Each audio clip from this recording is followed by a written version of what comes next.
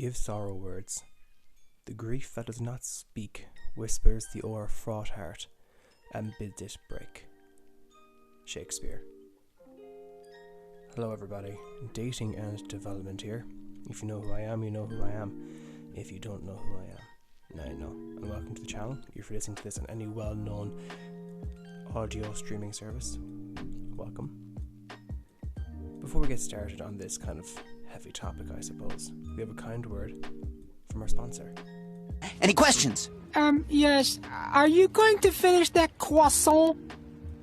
Knock yourself out. Let me assure... Thank you for that.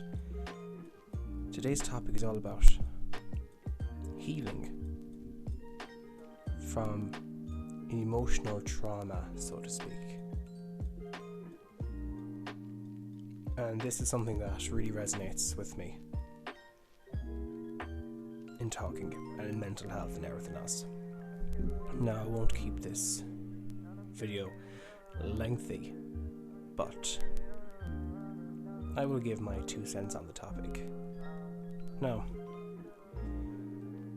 holding in your emotions is an exercise in futility. It's like trying to deadlift 200 kg on your first go without any weight training experience.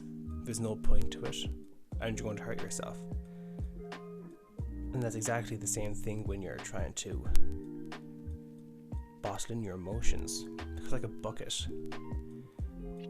and the more water in your bucket without emptying it, the more chance there is of the bucket overflowing. And once the bucket overflows, then it's game over from there. You know, temper tantrums, depression, everything of that nature. When it comes to this kind of thing, I have to say that talking about it is one of the best ways to heal yourself from emotional trauma. It honestly is. Now, I can vouch that there have been plenty of bad experiences that have happened with me, and I've seen horrendous things that have happened with other people. People that I know, people I love, and I care about. And you know, everything with pain and loss and fear. Yes, those will happen when something traumatic happens to you, but you also have that air of loneliness about it as well.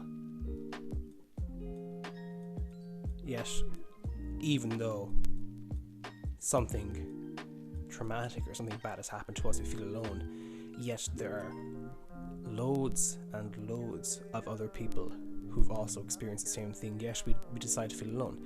Look, for example, in places like Haiti, like that massive earthquake happened, right? Loads of people lost their homes, even though it was a collective thing that happened to them, where an earthquake, ruined tons of lives because people have lost their own livelihood. They feel lonely. That's what I'm kind of getting at. Even if you're looking at it as well as like a couple, right? A husband and a wife lose a child. God forbid. Hope that doesn't happen to anyone. And they experience that kind of traumatic experience in different ways. So the mother would feel alone because the maternal love, the love for her child is gone. She can't care for the child. And then, the father is kind of seen as the protector of the family.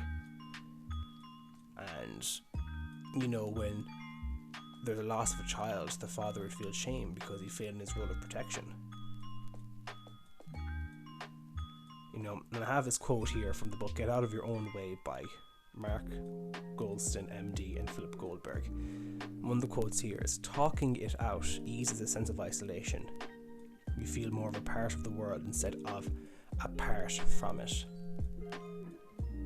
That's quite a powerful statement. You're looking at traumatic experiences. You notice that leaves this kind of residue, so to speak. Some sort of toxicity, you know? And the worst thing with that is, how would I say? You need someone to talk to, whether it be a therapist, to kind of draw that toxic or clear that toxic residue from you.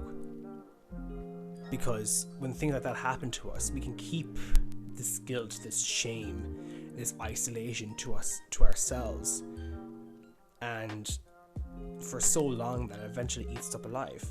And what we don't notice with that is it's a self-defeating behavior.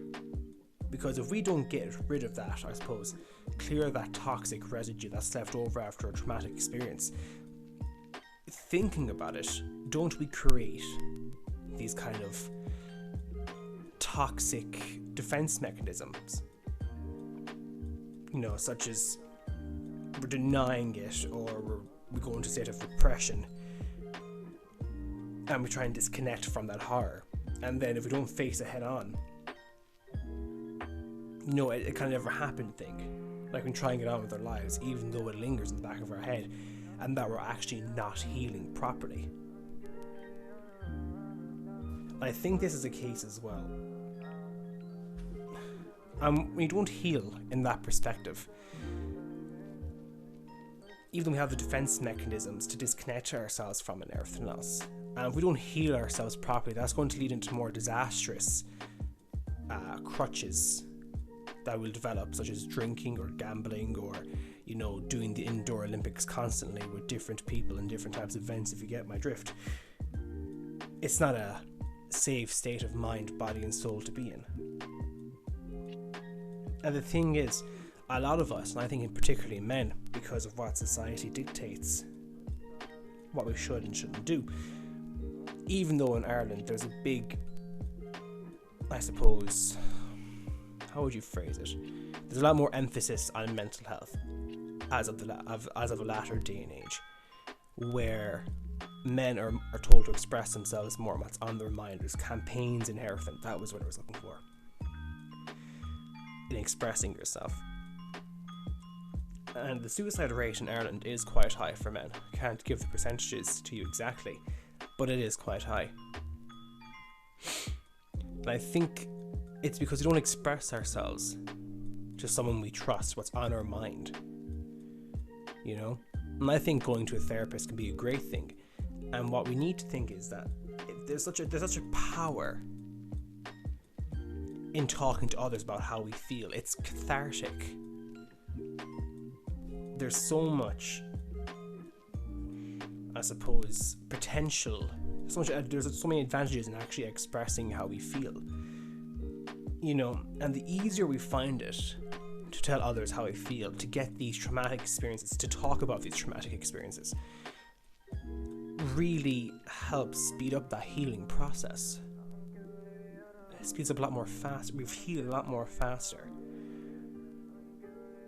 You know, it's kind of getting back up after the fall. Like getting up a lot more quicker. Instead of spending time on the ground when you're down, you're getting back up a lot faster. Now, obviously when traumatic things have happened, it's okay to grieve and everything, but we need to talk. We need to talk about that experience. And as I mentioned earlier on, not talking about it is an insanely self-defeating behavior. Because look at it. There are reasons why we don't talk to other people about it. I think it's that we don't want to become a burden to those people. That, say for example, right,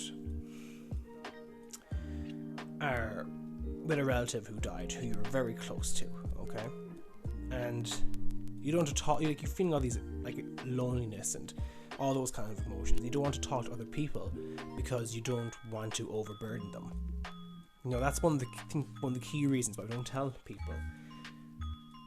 And it is a self-defeating behavior. And also, we think that if we start talking about that experience, we will begin reliving that experience again. And with that experience, it will become too much for us to handle. It'll be extremely overwhelming, and fearing we'll go back into that state of how we felt when that experience happened. And sometimes you have to get worse you have to feel worse to feel better. You know, facing your demons head on before you can actually improve yourself.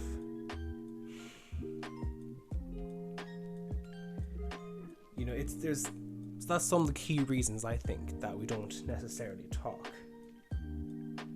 And I think it's fantastic if you can go to a therapist to talk to them about your problems, because they're trained to listen. They have techniques that will help you, like CBT, or, you know, was it ART? If I remember correctly, from my psychology course that I did. But least not to mention that I think one of the most great things to do is that to find someone who understands exactly how you feel. Because as I mentioned earlier, when something happens to us, even though it happens to a lot of other people, we feel alone. So I think that's fantastic. So say, for example, again, someone in your family died, right? You talk to someone whose family member also died, and you talk to them because they say, I understand, I can empathize with how you feel, I can also sympathize, but I can also empathize. You're not alone. And with that being said, it's fantastic to have a peer support group who will be there to help you and everything else, who understand exactly what you're going through.